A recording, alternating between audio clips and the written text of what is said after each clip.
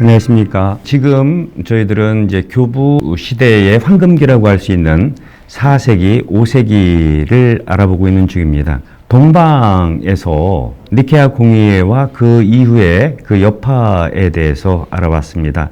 대표적인 교부는 성 아타나시오와 그리고 가파도치아 교부들이라고 할 수 있겠습니다. 그 시기에 서방교회 위대한 교부들이 등장하게 됩니다.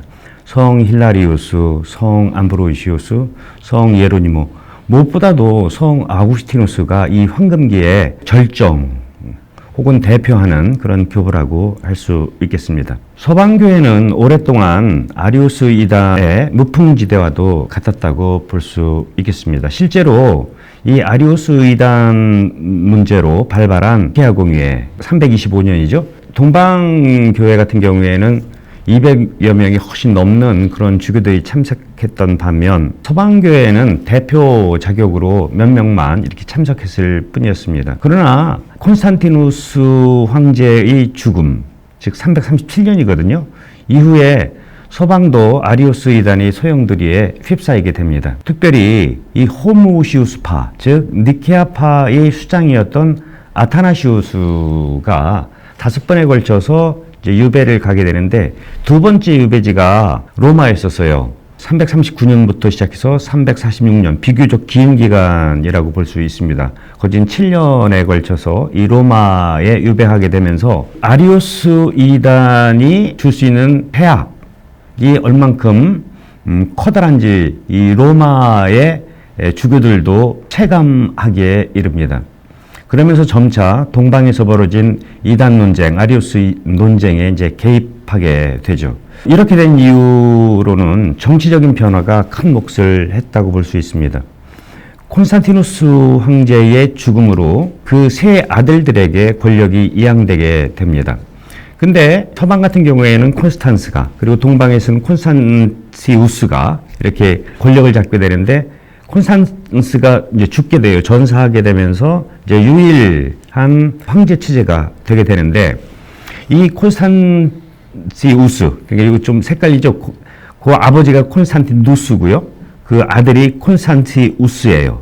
근데 이 콘스탄티우스는 똑같은 이름을 가진 게 있는데 그게 콘스탄티누스의 아버지. 그러니까 콘스탄티우스, 지금 현 황제의 할아버지 이름을 그대로 딴 거죠. 그래서 콘스탄티우스 2세라고 보통 얘기하는데 이 황제가 유일한 이제 황제로 등극하게 되면서 교회가 급변하게 됩니다. 왜냐면은 이 사람은 친아리우스적인 경향을 띠고 있었습니다. 친아리우스라기보다도 이 당시 황제들은 호모시우스, 호모이우시우스 뭐 이런 거랑 상관이 없었어요. 그냥 이 일치만 하면 되게 되는데 이 시대에 지난 시간에 제가 말씀드렸지만 호메이파라고 있습니다. 그냥 유사파라고 해가지고 정치적인 어떤 일치를 위해서 신학적 사별을 그냥 걸러버린 굉장히 타협하기가 좋았던 것이었죠. 근데 신앙이 핵심과 정수에 들어가지 못한 이 타협적인 개념으로는 되지가 않았죠. 동방이나 서방이나 양쪽 교부들은 전부 이 호메이파, 호메이적 주장에 대해서는 다 반대를 하게 됩니다. 근데 황제의 이런 정치적 경향 때문에 그 말을 듣지 않는 많은 사람들이 이제 많은 교부들이 이제 귀향에 처해지게 되는데 바로 아타나시우스도 그런 차원에서 귀향을 가게 되고요. 이런 일들은 서방에서도 영향을 끼치게 되는데 이 당시만 해도 주교 임명권은 황제가 가지고 있었거든요. 근데 이 콘스탄티우스 황제는 자기 말을 잘 듣는, 그러니까 호메이파 혹은 친아니즘에 기울은 그런 인물들을 서방의 주교로 이렇게 임명하길 바랬던 것이죠. 그러니까 당연히 로마의 주교, 즉 교황뿐만 아니라 서방에 있는 많은 교부들은 이에 이제 강력한 반발을 하게 되고 그 대표적인 인물이 바로 성 힐라리우스라고 이야기할 수 있겠습니다. 힐라리우스의 생애에 대한 정보는 별로 남아있지를 않아요. 그나마 우리가 알고 있는 대개의 정보들은 아리우스 이단과 벌인 논쟁과 결부된 그런 에피소드들에 불과합니다. 그래도 그런 역사적 단편들을 통해서 그의 생애를 대충 추정해 볼 수는 있는데요. 힐라리우스는 4세기 초엽에 지금의 블란스 지방 갈리아 아퀴타니아의 뿌아티에에서 태어납니다. 아마 이교 가문에서 태어나는 것 같고 성인이 되어서 세례를 받은 것 같습니다. 전하는 이야기에 의하면은 세례받을 당시 이미 결혼을 했다고 볼 수 있고요. 그러나 얼마 후 상처를 하게 됐지만 딸도 있었다고 합니다. 아브라라는 이름으로 전해지고 있는데, 세례를 받은 얼마 안 돼서 그는 사제품을 받게 되고 350년경 그 뿌아띠에 자신의 고향에 이제 주교로 이제 서품되었고, 이 주교 서품을 기점으로 해서 이제 아리우스파와의 기나긴 전쟁이 시작되었습니다. 조금 전에 말씀드렸지만 공권력은 친아리우스적 경향을 띠고 있었거든요. 근데 힐라리우스는 이것을 도무지 용납할 수가 없었고, 여기에서 이제 기나긴 공권력과의 투쟁이 시작됩니다. 마치 아타나시우스처럼. 그래서 교회 역사가들은 힐라리우스를 서방의 아타나시우스다라고까지 이야기를 할 정도입니다. 이런 강력한 저항 때문에 콘스탄티우스 황제는 힐라리우스를 귀향을 보내게 되어 소아시아 지방 프리기아로 이제 귀향을 보내게 되는데, 이때 처음 접해 본 동방교회를 이가 이제 이해하게 되는 계기가 됩니다.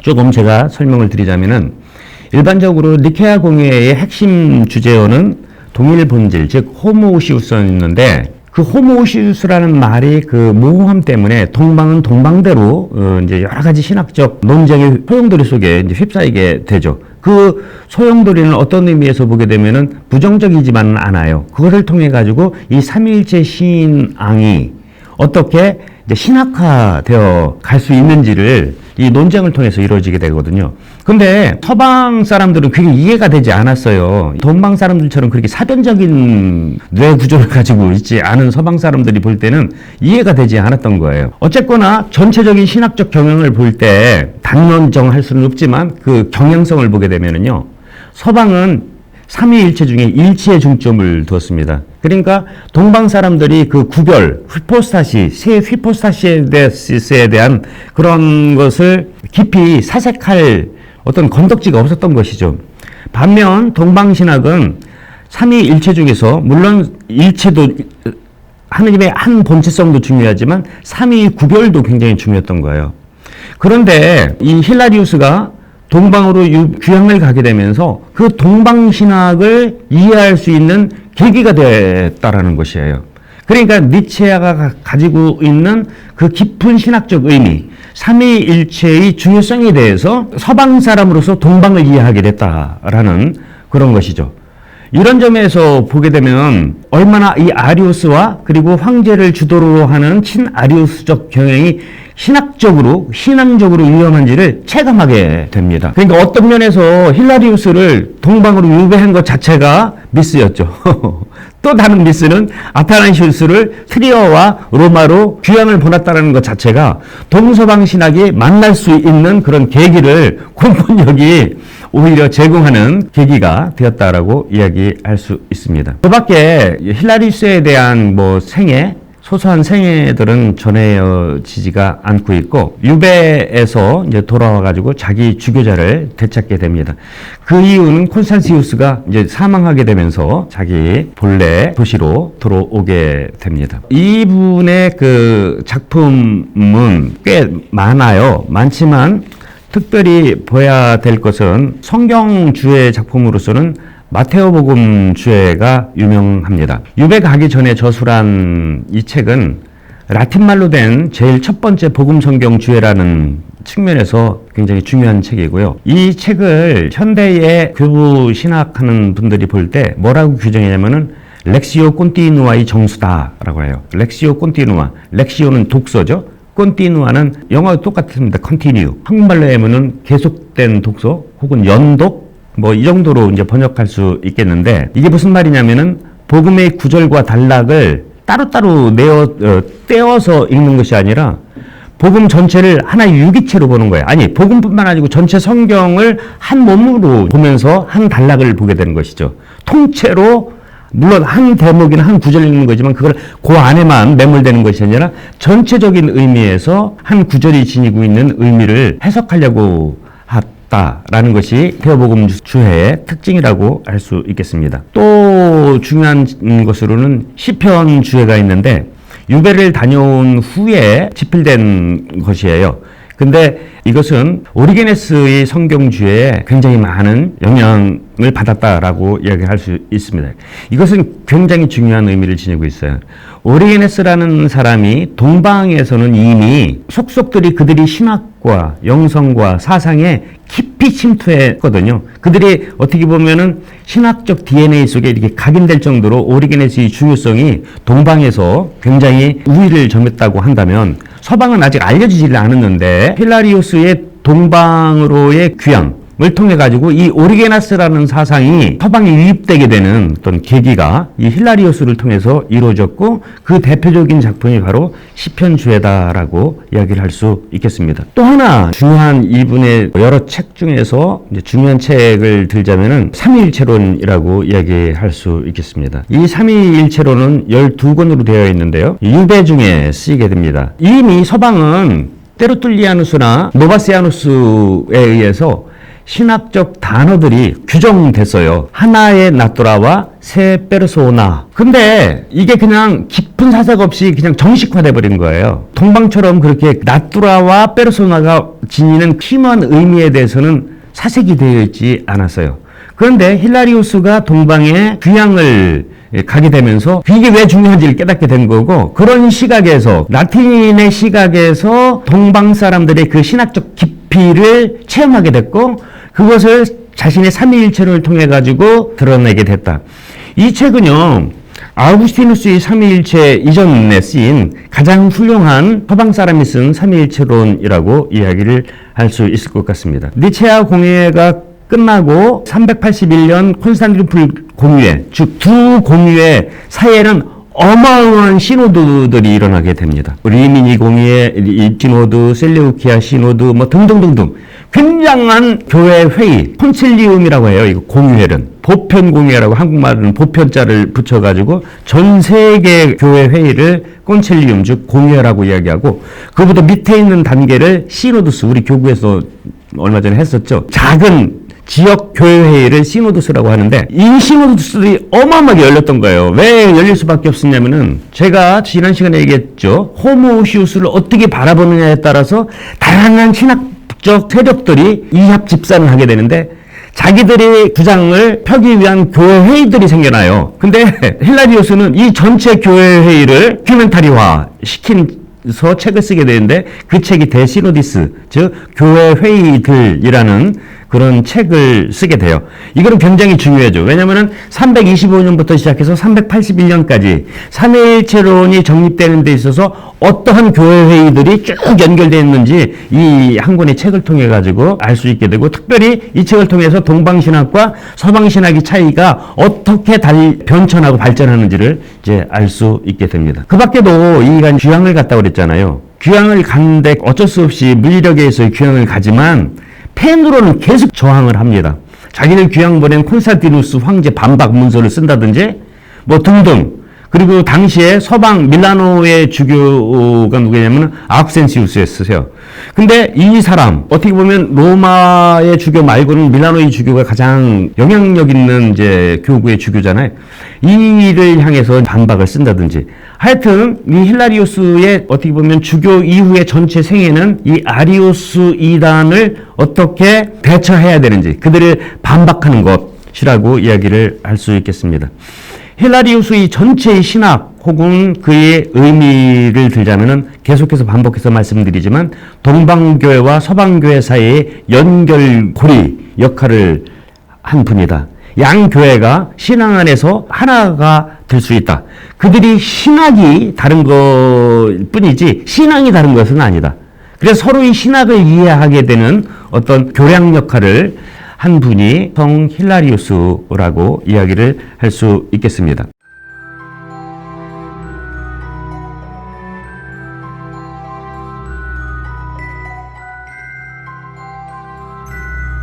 다음으로 서방교회의 또 위대한 한 교부를 보자면은 밀라노의 암브로시오라고 할 수 있겠습니다. 암브로시오스는 337년 혹은 339년 역사가들마다 조금 그 탄생 연도를 달리하기는 하는데, 분명한 것은 그 당시에는 아직도 게르마니아 지역이죠. 트레비리 기억나시죠? 이 트리어가 어떤지. 아타나시우스가 제일 첫 번째로 귀향 간 동네가 바로 이 트레비리 트리어라는 곳입니다. 이곳에서 귀족 가문에서 태어나고 신앙인의 집안에서 태어나게 됩니다. 근데 아직 세례를 어렸을 때 받지를 않았어요. 그 당시는 세례를 늦추는 경향이 아주 많았습니다. 왜냐하면 아직 고해성사가 정착되기 전이었기 때문에 지일지에 다 져보고 그 다음에 마지막에 이제 세례받자라는 그런 의미에서 그런데 어쨌거나 예비자였죠. 이는 트리어의 귀족 그리스도인 가정에서 태어나지만 아버지가 곧 돌아가시게 되고 어머니는 두 아들과 이제 딸을 데리고 로마로 이사를 가게 됩니다. 자녀들 교육을 위해서겠죠. 그래서 아주 높은 수준의 세속 학문을 공부하게 되고 집안의 전통에 따라서 공무원으로 관직에 나가게 되고 이제 이가 맨 마지막 관직에 올라갔던 것이 뭐냐면은 리구리아 에밀리아 지방 여기 어디냐면은 지금의 베네치아부터 시작해가지고 밀라노를 거쳐서 제노바까지 이어지는 지금의 이태리 북부 그러니까 알프스 산맥 이제 남쪽에 있는 그 부분을 이제 리구리아 에밀리아 지역이라고 하는데 이 전체를 관장하는 주 장관이 돼요. 굉장히 높은 관직이죠. 그리고 이 주가 중요한 이유는 그 당시에 로마의 두 번째 황실이 바로 밀라노에 있었습니다. 그러니까 황제가 있는 도시를 수호하고 있는 주장관이었던 것이죠. 굉장히 높은 관직에 올랐습니다. 그런데 이가 이제 세례를 받게 되는 대목이 아주 재밌어요. 373년에 아리우스파 경향을 지녔던 아욱센시우스라는 주교가 사망을 하게 돼요. 밀라노 주교자가 공석이 되게 되는 것이죠. 이 카톨릭파와 이제 아리오스파가 서로 자기네 주교들을 옹립하기 위해서 난리가 난 거죠. 심지어는 이제 폭력까지도 벌어지게 됩니다. 그런 혼란을 가라앉혀야 되는 임무가 바로 암브로시오의 책무이기도 했죠. 근데 전설에 의하면은 양쪽에서 하도 싸우고 있으니까 그걸 중재하기 위해서 주장관이었던 암브로시오가 그 자리를 가게 되는데 이때 암브로시오는 이 편도 저 편도 아니었거든요. 왜냐면 아직 세례도 받지 않은 사람이었기 때문에. 그때 어떤 한 소녀가 이럴 바에는 암브로시오를 우리 주교로 하자라고 했는데 이 양쪽에서 다 찬성을 해버린 거예요. 아직 세례도 받지 않은 사람인데. 그래서 불과 일주일 만에 세례받고 사제소품 받고 그 다음에 주교가 된 유일한 사람입니다. 그래서 주교가 된 게 374년 12월 7일이에요. 재미난 것은 이게 얼만큼 획기적인 일이냐면은 보통 성인 축일은 디에스 나탈리스, 천상탄일, 즉 세속으로 볼 땐 죽은 날을 전례적으로 기념일, 축일이라고 이렇게 얘기하는데 암브로시오 같은 경우에는 재미나게도 이 양반이 주교 서품 받은 날을 축일날로 지내고 있습니다. 그만큼 이분이 서품을 받았다는 것은 굉장히 중요한 의미를 지니고 있어요. 이는 굉장히 학식이 뛰어났고 그리스말도 아주 잘했습니다. 당시로서는. 이때는 이미 그 많은 라틴 사람들이 그리스말을 잘 모를 때예요. 근데 이는 정통 자유학이라고 그래서 아르스 리베랄리스 보통 7과목의 헬레니즘 속에서 배우는 그 클래식한 그 교육을 전부 다 했던 사람이거든요. 그리고 당시로서는 지성인만 알 수 있는 그리스말을 자유자재로 할 수가 있었어요. 예컨대 같은 시대에 살았던 아우구스티누스는 그리스말을 그렇게 잘하지 못했습니다. 직접 책을 원서를 볼 정도가 되지 않았는데 이는 그렇지가 않았다라는 거예요. 그렇지만 성직을 수행하기 위해서 필요한 그런 신학적 양성 과정을 밟지 않았어요.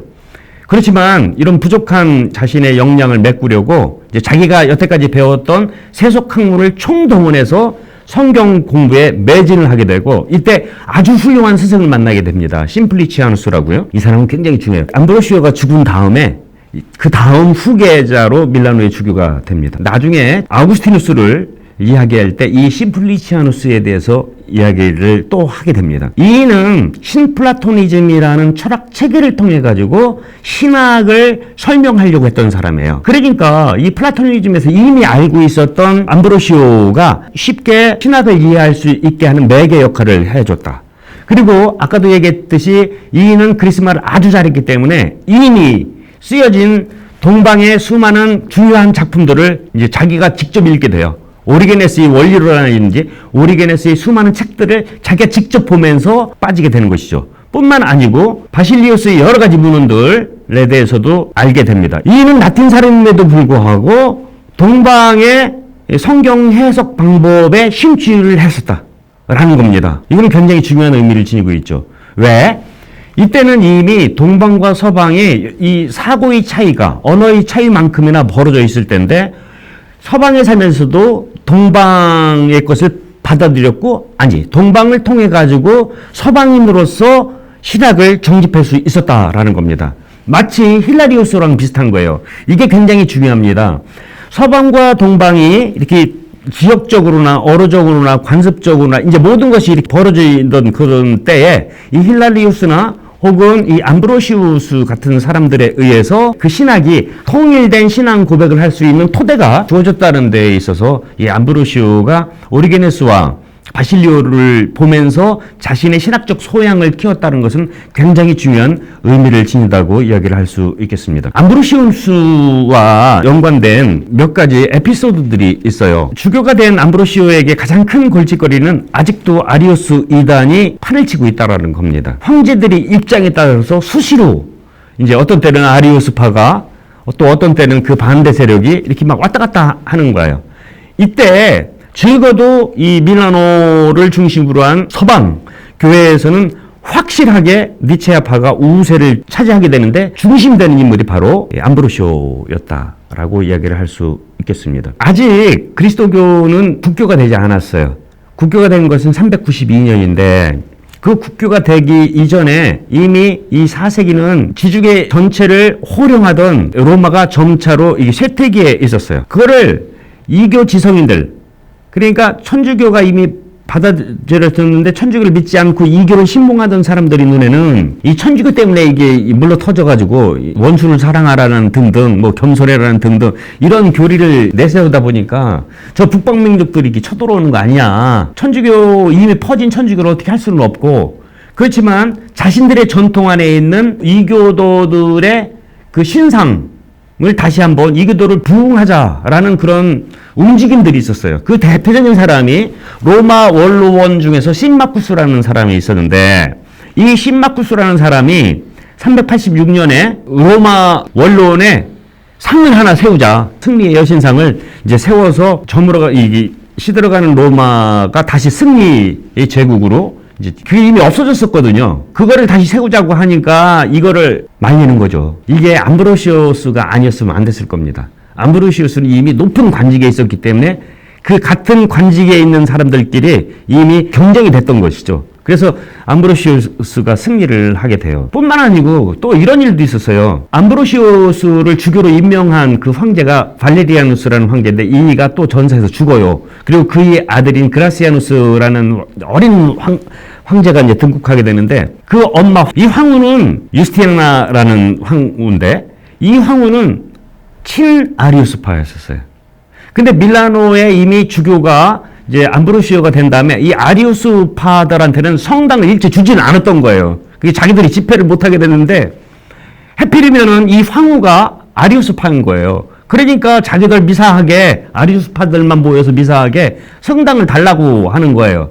근데 주겠습니까? 안 주죠. 누가? 암브로시우스가. 이거를 법으로 제정해가지고 모든 종교는 아직 국교가 아니었잖아요. 모든 종교들은 자기들이 예배할 수 있는 권리가 있었어요. 그래서 법적으로는 아리우스파들이 자신들의 성당을 가질 권리가 있었습니다. 이것을 암브로시오가 끝까지 결사항전을 하게 됩니다. 그래서 주기로 했던 그 성당을 천주교 신자들 끌고 가가지고 점거농성을 하게 되는 거예요. 이 점거농성에 앞장섰던 사람이 누구냐? 물론 암브로시오 주교님이었고 저 북부리 아프리카에서 아들 찾아온 한 아줌마가 있었어요. 그 아줌마가 누구냐면은 모니카 성녀인데 어쨌거나 바깥에서는 군인들이 칼 들고 농성을 풀으려고 하는데 안에서는 이제 주교를 유시한 이 열심한 천주교 신자들이 막 저항을 하는 거예요.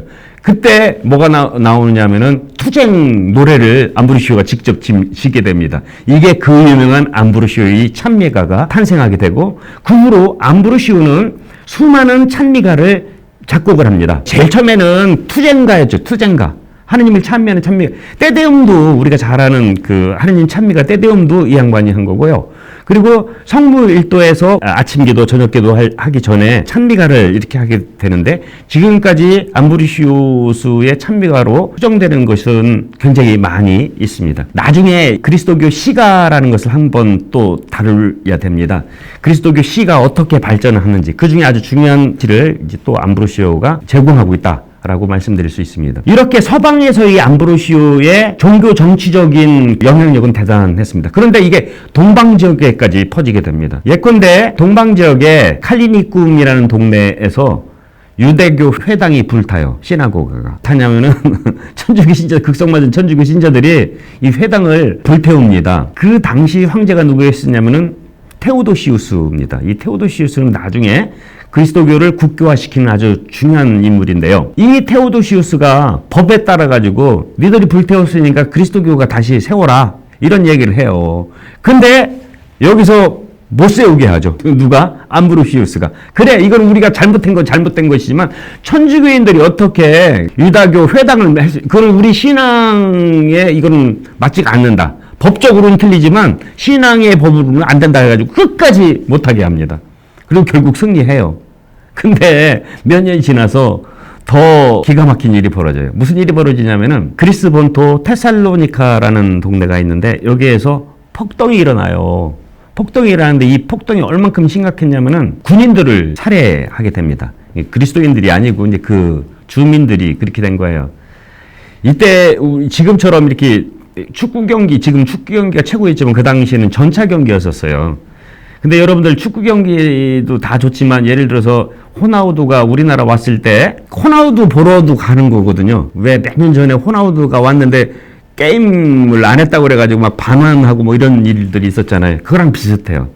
그 당시 법에 적으로 그 동성애자였거든요. 근데 그 사람을 되게 좋아했어요. 누가? 그 지역 사람들이. 그 동성애는 이렇게 한 사람들은 여러 사람 있는데 나타나지 못하게 되는 그런 법이 있어서 그거를 못 보게 됩니다. 이래서 폭동이 일어나는 거예요. 우리가 호나우두 보러 갔다가 못 봐도 우리는 폭동을 안 일으켰지만 그 폭동 중에 그 인미르꿈의 사령관까지도 살해를 하게 됩니다. 이 사실을 접한 테오도시우스 황제는 여기에 공권력이 얼마큼 엄중한지를 보여주라고 지시를 내려요. 사람들이 너무 과도한 과잉 진압을 하게 됩니다. 수천 명이 죽게 됩니다. 아주 그냥 집단 사륙에 가까울 정도로. 이것을 서방에 있던 밀라노의 주교가 딱 듣게 되는 거예요. 그러면서 공개적으로 황제에게 벌을 내리게 돼요. 참여해라. 참여하지 않으면은 너는 앞으로 모든 신앙 집회나 성사를 받을 수 없다. 라는 일종의 단죄죠. 이거를 그런데 놀라운 일이 벌어져요. 어떤 일이 벌어지냐면 테오도시 황제가 그것을 받아들이게 됩니다. 그래서 참회의 절차를 걷게 되고 교회로부터 용서를 받은 다음에 비로소 성탄 미사에 참석할 수 있죠. 이거는 굉장히 획기적인 일입니다, 여러분. 313년까지 박해를 받던 교회가 박해의 총책임자인 황제를 이제는 벌하는 일들이 벌어지게 되었다. 황제도, 암브로시 유명한 말이 있습니다. 황제도 교회 안에 있지 교회 위에 있을 수 없다. 라는 아주 유명한 말을 하게 됩니다.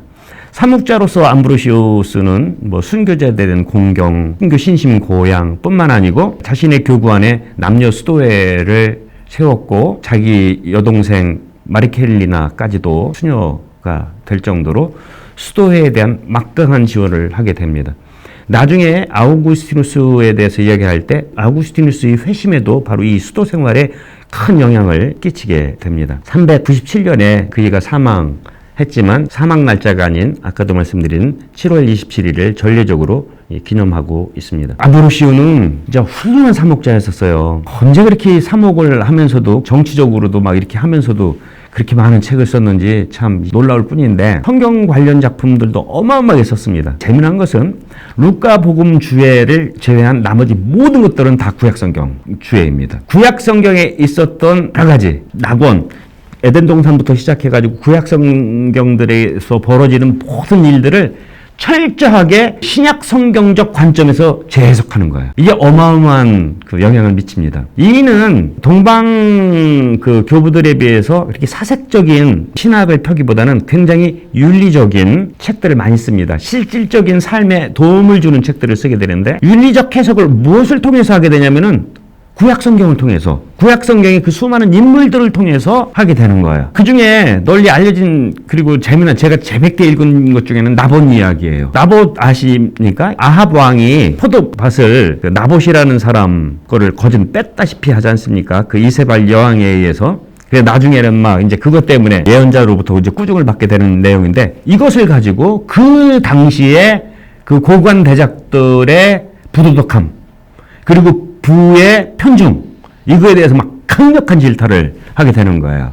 나봇이라는 구약 성경의 인물을 통해 가지고 신약적 시각으로 현재 벌어지는 일들을 질타했다. 이게 이제 암브로시오의 많은 성경들의 어떤 공통점이라고 이야기를 할 수 있겠습니다. 교리 신학적인 책들, 성경 관련 책들은 이제 그런 것들이 있고요. 고유한 신학책을 좀 보자면은, 아까도 말씀드렸듯이 이는 삼위일체론이라든지 이렇게 사변적인 혹은 그리스도론이라는 어떤 사변적인 신학에 치중하기보다는 굉장히 실천적인 교회 생활에 꼭 필요한 그런 책들을 쓰게 됩니다. 아주 대표적인 게 뭐냐면은 성사론과 신비론이라는 책이에요. 지금의 전례학이라고 이야기를 할 수 있을 것 같아요. 옛날에는 미스타고지아라는 게 있었습니다. 뭐냐면은 세례를 이제 막 받은 교우들에게 또 교리를 해요. 이 교리를 보내면 신비교육이라고 하게 되는 건데요. 미스타고지아. 한국말로는 신비교육이라고 번역을 할 수 있게 되는데, 앞에서 했던 모든 전례들의 그 깊은 의미를 하나하나 설명하는 거예요. 이 양반이 쓴 신비론과 성사론이 바로 이거라는 거예요. 그래서 후대 사람들이 그 시기, 즉 4세기에 어떻게 성사들이 집전됐는지를 이 책을 통해서 이제 알 수 있게 되죠. 또 하나는 동정이라는 책. 동정을 주제로, 여기서 동정이라는 것은 그냥 결혼하지 않는 것이 아니라 수도 생활을 의미하는 거예요. 수많은 문헌들을 많이 남겼고요. 이 수도자들을 위해서는 이제 그렇게 책을 남겼고, 또 하나 굉장히 중요한 것이 성직자들을 위한 지침서인 De Officiis Ministrorum, 이제 성직자의 직무라고 한국말로는 번역하는데, 이 미니스텔이라는 것은 교회 안에서는 성직자지만 관직이었거든, 관직. 그러니까 관직자들의 의무. 우리 정약용 선생님이 그 목민심서 쓰듯이 키케로라는 사람이 이 책을, 똑같은 책 이름, 이 De Officiis Ministrum이라는 책을 썼어요. 이미 관직자들은 이러이러해야 된다, 공직을 맡은 이들은 이렇게 해야 된다라는 지침서인데, 이 똑같은 제목으로 성직자들을 위한 지침서를 암브로시오가 썼다라고 이야기를 할 수 있겠습니다. 암브로시오에게서 또 꼭 이야기해야 될 것이 아구스티누스와의 만남입니다. 사람들은 암브로시오가 아우구스틴의 스승 정도로 얘기하는데 그렇지는 않습니다. 사실 둘이 만나서 그렇게 이야기한 시간도 많지가 않아요. 그렇지만 그가 하는 그 미사에서 하는 그 강론은 철저하게 오리게네스와 바실리오 전통에서 한 그 강론이었거든요. 그것을 통해서 성경의 그 조잡함에 무시를 했던 아구스티누스가 그게 아니구라는 것을 이제 깨닫게 되는 그 회심의 또 중요한 한 부분을 차지한다고 할 수 있겠습니다.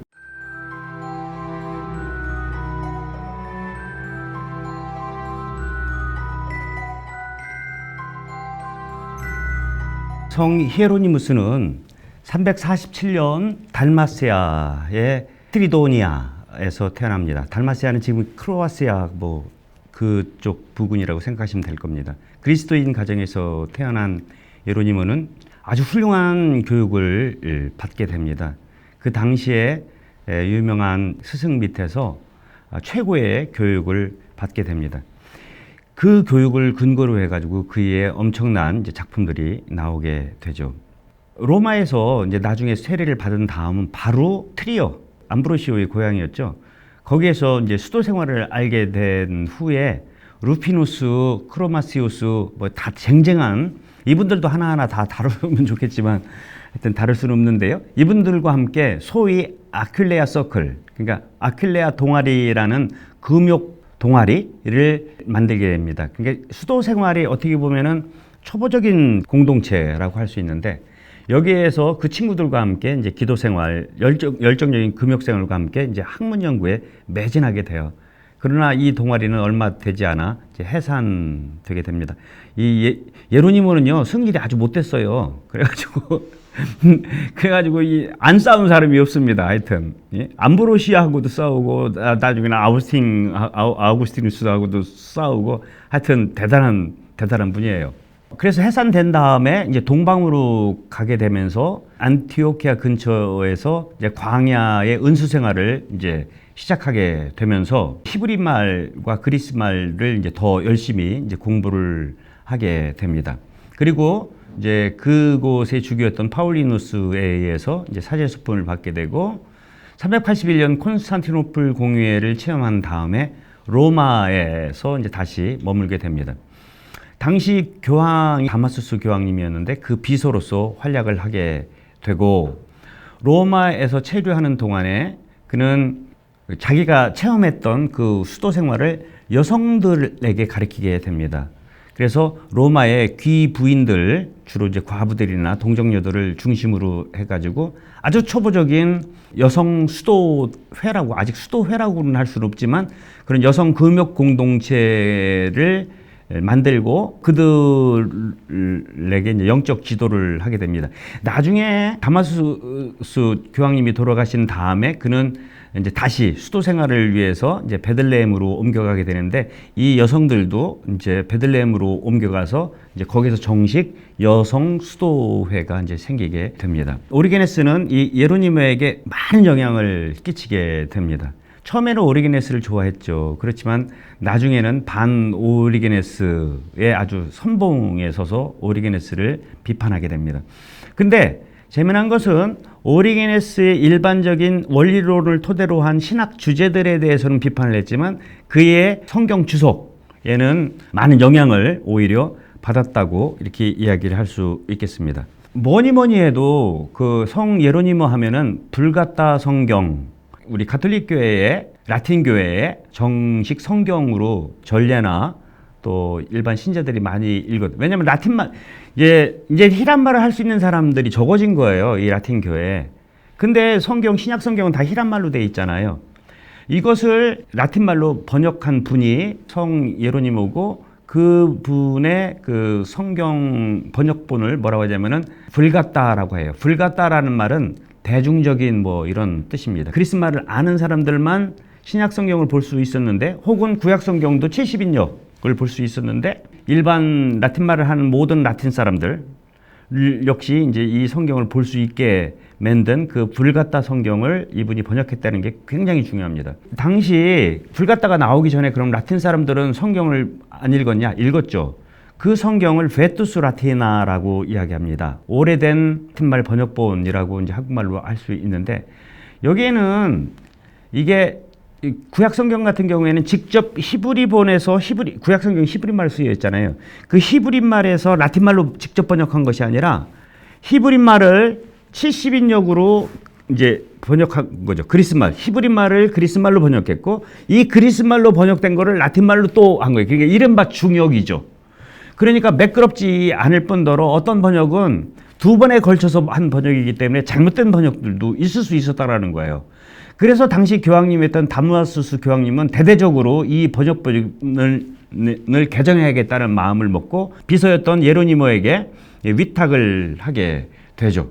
그래서 좀 더 쉬운 대중판을 위해서 구약 성경 같은 경우에는 히브리말에서 직접 번역을 하게 되는데 여기도 좀 원칙이 있죠. 잘 안 알려진 것, 깊이 들어가서 번역을 하지 않지만 전례나 빈번히 사람들한테 회자되는 그런 이야기들은 아주 엄격하게 이제 번역했다고 볼 수 있고 신약 성경 같은 경우에는 이제 그리스말에서 이제 라틴말로 이렇게 번역한 것이 이 성 예로니모의 가장 훌륭한 업적이라고 얘기를 할 수 있겠습니다. 뿐만 아니고 이렇게 성경 번역뿐만 아니고요. 이 성 예로니모가 중요한 이유는 동방의 그 어마어마한 책들을 라틴말로 번역했다라는 거예요. 그러니까 오리게네스가 쓴 그 책들이 어떻게 예를 들어서 암브로시오 같은 경우에는 직접 볼 수 있는 능력이 있었죠. 그리스말을 볼 수. 그러나 그렇지 않은 사람들은 읽을 수가 없는 거예요. 예컨대 성 아우구스티누스 같은 경우에는 예로니모나 바실리오나 자기의 앞선 시대에 그 어마어마한 신학 서적들과 성경 주해들을 그리스말을 모르니까 읽을 수가 없었던 거예요. 예로니모의 번역에 의해서. 이 예로니모하고 또 쌍명을 이뤘던 번역가가 있었어요. 그게 누구냐면 루피누스인데 이 둘은 아주 원수가 됩니다. 처음에는 같이 수도 공동체도 했던 사람들인데 원수가 되는데 이게 또 재밌죠. 루피누스는 친 오리게네스파예요. 친 오리게네스주의자죠. 근데 성 예로니모는 루피누스를 미워했기 때문에 루피누스가 좋아하는 오리게네스도 미워했던 사람입니다. 어쨌거나 그래서 둘 다 원리론을 번역하게 되는데 이 루피누스 같은 경우에는 좋게, 여기는 좀 나쁘게 뭐 하여튼 이렇게 했는데 어쨌거나 예로니모는 이렇게 오리게네스 저작뿐만 아니라 동방에 쓰여진 아주 중요한 책들을 번역한 것으로도 그 자체만으로도 이 성 예로니모의 진가는 교부학에 있어서 굉장히 중요한 의미를 지니고 있다. 또 하나 중요한 것은 제가 말씀드렸죠. 4세기가 시작되면서 교회 안에 교회사라는 것이 이제 쓰여지기 시작했고 대표적인 인물이 카이사리아의 에우세비우스예요. 근데 카이사리아의 에우세비우스는 자기 시대까지만 쓴 거거든요. 그이가 돌아가신 다음에 그거를 이제 증보, 고치기도 하고 더 덧붙여야 되죠. 시간이 그만큼 더 흘렀으니까. 이것을 데비리부스 일리스트리부스라고 해가지고 명인록 이라는 이름으로 교회사가 계속해서 연장되는 책을 이제 이 양반이 쓰기도 했고, 본인 자신이 이제 수도 생활을 했고 또 여성 수도자들을 지도하기도 했지만 수도 생활에 관한 많은 문헌들을 씁니다. 문헌 개별 작품도 중요하지만 이가 수도 생활에 관해서 이렇게 저렇게 한 그 편지들은 굉장히 중요해요. 그 편지들은 차치하고 이가 쓴 책들은 성 안토니오의 생애를 쓴 아타나시오와 버금갈 그런 책을 쓰려고 이가 이제 생각을 하고 3명의 수도자들의 생애를 쓰게 됩니다. 성 마르쿠스의 생애, 성 힐라리온의 생애, 은수자 파울루스의 생애. 이 책은 라틴말로 써서 안토니우스의 생애와 함께 이 서방 수도 신학에 있어서 굉장히 중요한 의미를 지니게 됩니다. 성 예로니무스의 성경 번역 작업, 그리고 동방의 중요한 신학 서적들의 번역, 그리고 수도 문헌들, 이것이 이제 성 예로니모의 그 업적이라고 할 수 있겠습니다. 물론 굉장히 많은 성경 주석 작품들도 쓰게 되고 후대에 가장 어떻게 보면은 성경 주석은 이렇게 해야 된다라는 모델 혹은 모범이 되었고 끝까지는 성경에 대한 사랑을 그 유명한 말, 성경을 모르는 것은 그리스도를 모르는 것이다 라는 유명한 말을 할 정도로 성경을 사랑했던 교부라고 이야기를 할 수 있겠습니다. 이렇게 우리는 4세기에 굉장히 중요한 그 황금기를 이끌었던 몇몇 서방 교부들을 살펴봤어요. 성 힐라리오부터 시작해가지고 그 뒤를 이은 성 암브로시오 그리고 성 예로니모에 대해서 알아봤습니다. 이제 남은 아주 중요한 분이 계시죠. 바로 이 4세기에 어떻게 보면은 신학적 정점에 이르게 했던 분이라고 할 수 있는 성 아우구스티누스에 대해서는 다음 시간에 알아보도록 하겠습니다. 감사합니다.